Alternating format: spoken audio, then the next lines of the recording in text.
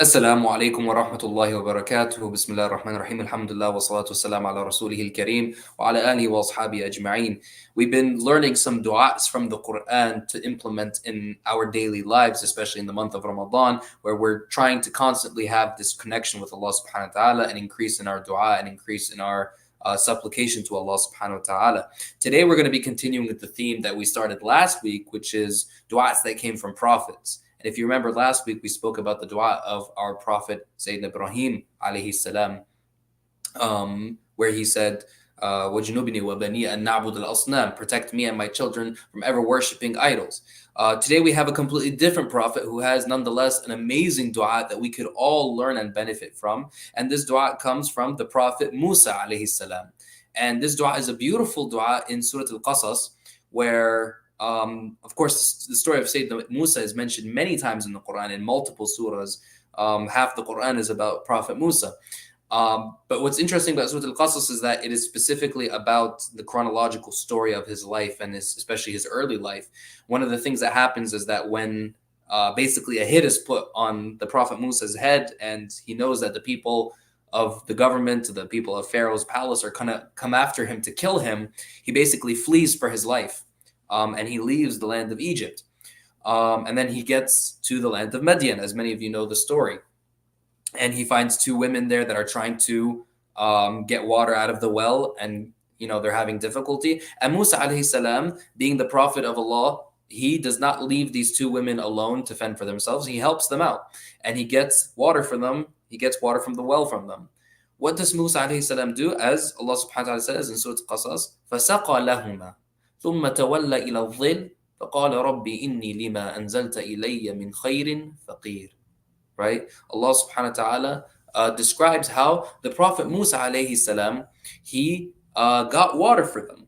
And when he got water for them, after he had completed his task, right, he تولى إلى الظل. He found a nice shade under a tree or whatever. He found a place where there was shade. He went to the shade and he sat under this shade. He was exhausted. Now keep in mind, Musa alayhi salam had just crossed an entire desert. He's running for his life. He probably has not eaten or had anything to drink for days and days, if not weeks, right?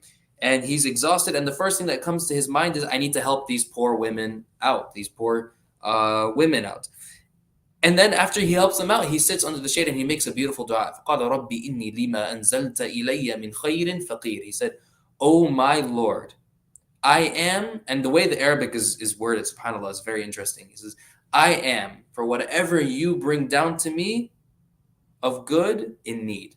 So if we were to phrase this in English in a way that makes, in our vernacular, it would be, "Oh my Lord, anything that you can give me, I am in need of it. I am in need of anything that you can give me." Now notice, subhanAllah, Musa alayhi salam is not asking for anything specific. He's saying, "Oh Allah, anything of good that you can give me, min khair, khair, anything good, anything helpful, I am faqir." He says, "I am faqir, poor." And that's the word of Arabic that means poor. And we are all antumul fuqara'u ila Allah, as Allah says in the Quran. You are all poor to Allah subhanahu wa ta'ala. Some of us have this arrogance that we don't want to admit that. It's like, no, I don't need that. I got things under control. No, we are all poor in the eyes of Allah subhanahu wa ta'ala in comparison to Allah subhanahu wa ta'ala. I'm poor, you're poor. We have no power, no wealth, no sustenance, no resources other than what Allah subhanahu wa ta'ala has given us.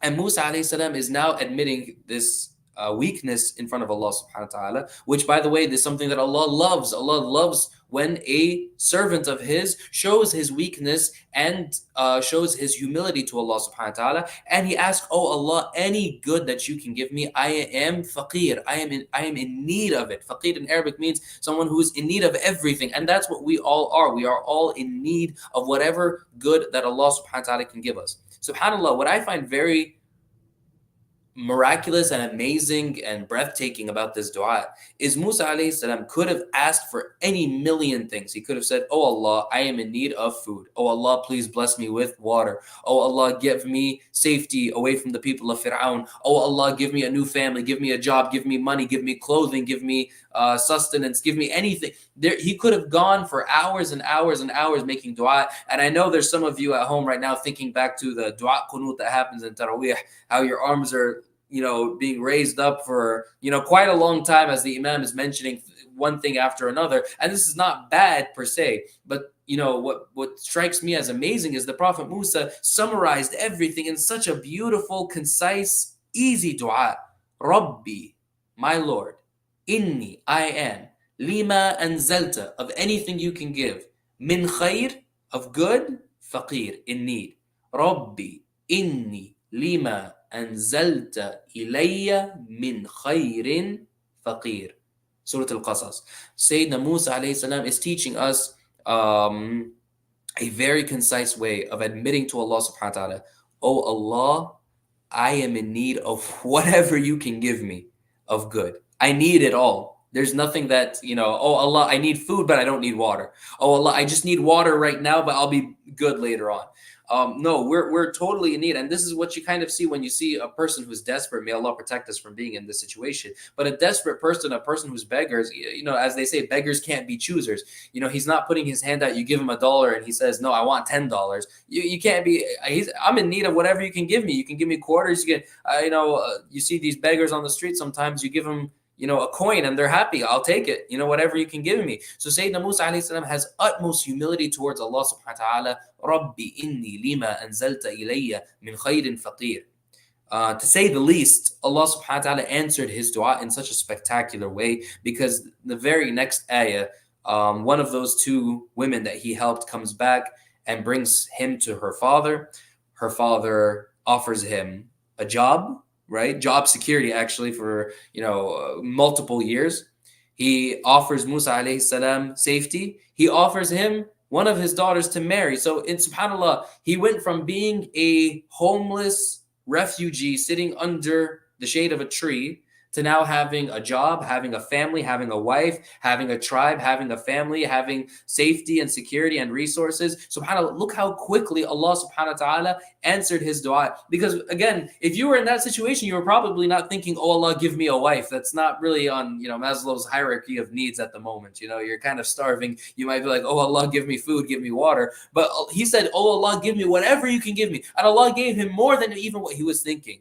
Right? If you're in that situation, you're like, oh, I'm just trying to live. Allah subhanahu wa ta'ala gave him a job. So brothers and sisters, what we need to do is we need to stop being overly specific in our du'as, because Allah knows what is good for us more than we do, definitely better than we do. And Allah subhanahu wa ta'ala, if you ask for something small, Allah will give you more. So how about asking, oh Allah, give me whatever good that you can give me? What can you even imagine what Allah subhanahu wa ta'ala is going to give you in response to that dua? And that's why we should, avoid certain people that, oh Allah, I want to marry this specific person. I want this specific job. Oh Allah, I want to move to this specific neighborhood or that specific. Don't specify. Don't put borders around Allah's goodness. Allah knows and you don't know. So when you make your dua, say, oh Allah, give me the best wife. Ya Allah, give me the best job. Give me the best rizq. And the best dua that we can do is our dua that we're going to learn today from Sayyidina Musa. Rabbi inni lima anzalta ilayya min khairin faqir. Oh my Lord, I am in desperate need of whatever good you can give me.